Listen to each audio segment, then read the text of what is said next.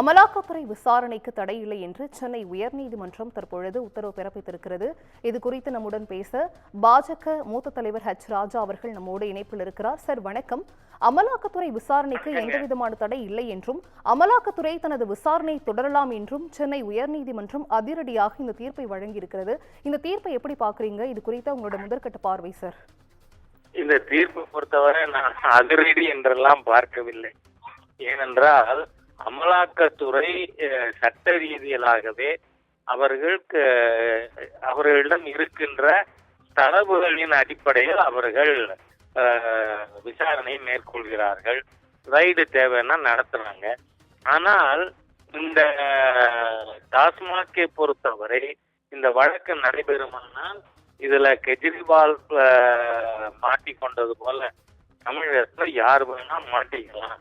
காரணம் என்னன்னு சொன்னா, ஒரு பாட்டிலுக்கு 10 ரூபா வாங்கினாங்கன்னு பொது வெளியில மக்களே குற்றஞ்சாட்டி இருக்காங்க.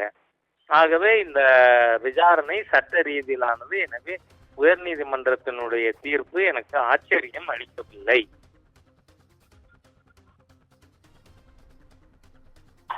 நன்றி சார். இணைப்பில் உங்களது கருத்துக்களை பதிவு செய்தமைக்கு நன்றி.